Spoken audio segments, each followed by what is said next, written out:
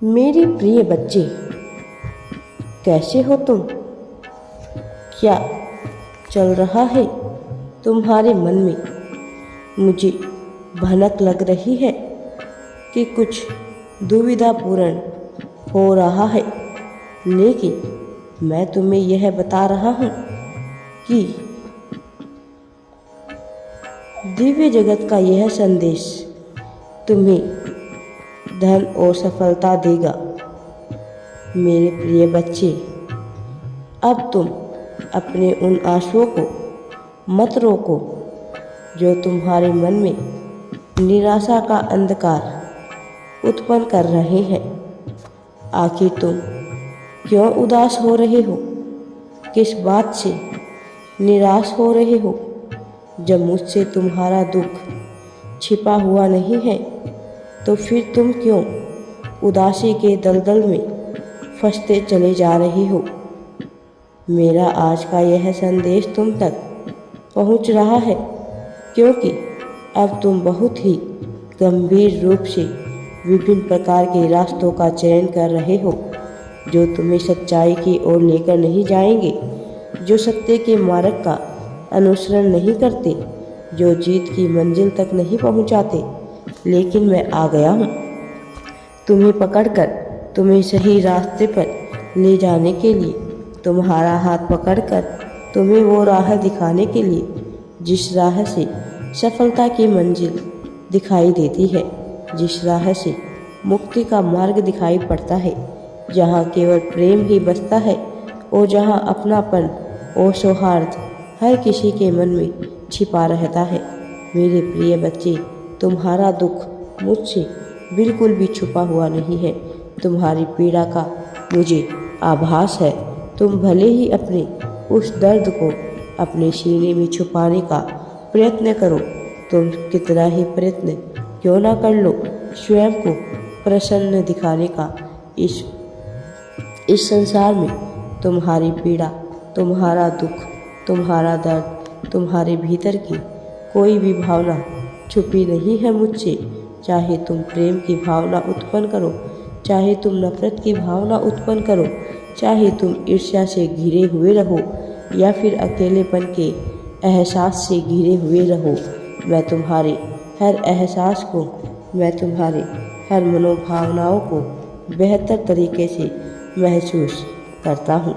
मैं तुम्हारे भीतर जल रही ज्वाला को देख सकता हूँ, तुम्हारे भीतर उमड़ रहे तूफान को देख सकता हूँ। मेरे बच्चे, मैं सब कुछ देख पा रहा हूँ। तुम्हारा चेहरा भी कुछ भी मुझसे छुपा नहीं पा रहा है।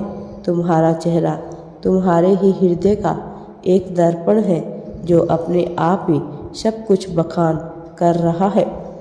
मैं जानता हूँ कि तुम्हारी पीड़ा क्या है, तुम्हारे भीतर कौन से जख्म हैं तुम्हें गहरे घाव दे रहे हैं। जो मैं जानता हूँ कि समय के मात के तुम दबते चले जा रहे हो।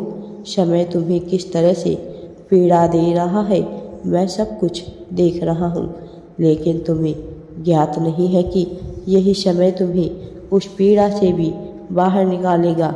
क्योंकि तुम्हें भविष्य का ज्ञान नहीं है, इसलिए तुम समझ नहीं पा रहे कि यह कैसी रचना रची जा रही है। लेकिन जो समय बीत गया है वह कभी भी तुम्हारे लिए परिवर्तनकारी नहीं हो सकता।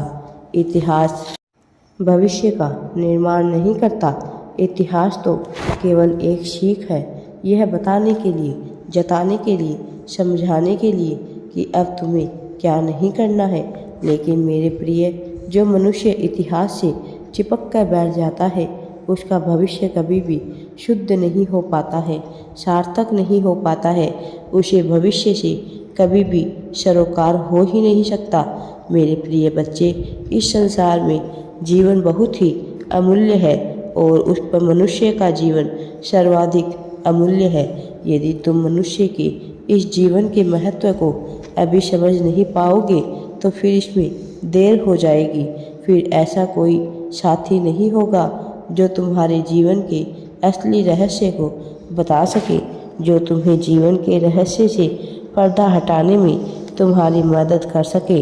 इसलिए आज जब तुम्हें यह अवसर मिल रहा है, जब तक तुम पर ईश्वरीय कृपा विराजमान है, तब तुम इसका पूरा लाभ उठाओ।